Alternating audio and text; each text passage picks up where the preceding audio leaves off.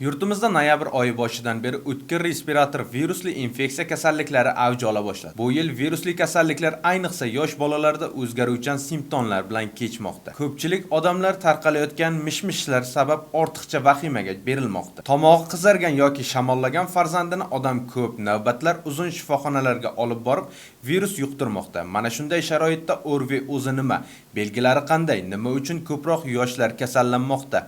Kasallikka qarshi kurashish usullari haqidagi savollarga javob berishga harakat qilamiz. O'rV eng keng tarqalgan nafas olish kasalliklari guruhi. Bugungacha ushbu infeksiyani chaqiruvchi viruslarning 200 dan ziyod turi aniqlangan. Bu guruhga virusli gripp, paragripp, adenovirus, rotavirus, enterovirus, shuningdek bakterial pnevmokok, meningokok, stafilokok kabilar kiradi. Ta'kidlanishicha, ushbu kasallik havo tomchi orqali yuqib, nafas yo'llarining turli qismlari yallig'lanishi va intoksikatsiya sindromi bilan kechadi. O'rV bolalarda yuqumli kasalliklar umumiy ko'rsatkichining 90% ni tashkil etib, ularning barchasi mavsumiy xarakterga ega. Ya'ni bu infeksiyalar aynan kuz, qish mavsumida ko'p uchraydi. Sababi bu paytda 3 yoshdan 14 yoshgacha bo'lgan o'g'il-qizlarda immun tizimi sustlashib, zaiflashgan yosh organizm viruslarga qarshi himoyasiz bo'lib qoladi. Qolaversa, aksariyat ota-onalar farzandi bemor bo'la turib, ularni maktabgacha ta'lim muassasalari va maktablarga yuborishga qarshilik qilmaydi. Natijada bir-birlari bilan yaqin muloqotda bo'lgan bolalar orasida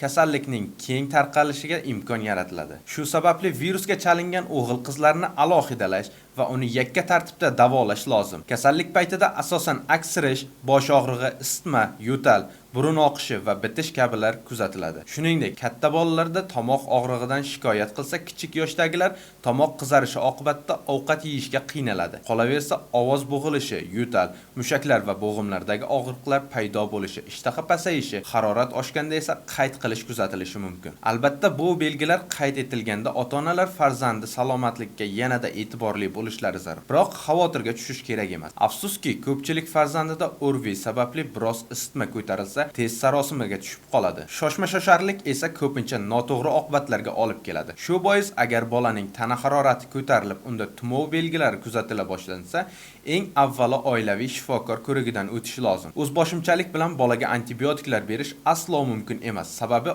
O'rV hamda grippda antibiotiklar yordam bermaydi. Aksincha, juda og'ir asoratlarga olib kelishi mumkin. Qolaversa, xastalik yengil bosqichda o'tayotgan bo'lsa, bolani statsionar sharoitda davolash shart emas. Chunki bu xastalikning aksariyat hollarda uy sharoitida muolaja qilish mumkin. Buning ustiga statsionar sharoitda davolanish bemorning ikkilamchi infeksiyalarni yuqtirib olishiga zamin yaratadi, deya maslahat beradi shifokor. Jahon Sog'liqni saqlash tashkiloti mavsumiy yuqumli kasalliklardan, xususan grippdan himoyalanishda eng yaxshi vosita sifatida emlashni tavsiya etadi. Mavsum avvalida grippga qarshi vaksina olish uni yuqtirish ehtimolini 90% ga, og'ir kechish ehtimolini esa 60% ga qisqartiradi. Emlashni kuzning avvalida olish maqsadga muvofiq, chunki kasallik keng tarqalgan davr noyabr-mart oylariga to'g'ri keladi. O'zingiz va yaqinlaringiz salomatlikka befarq bo'lmang. Salomat bo'ling.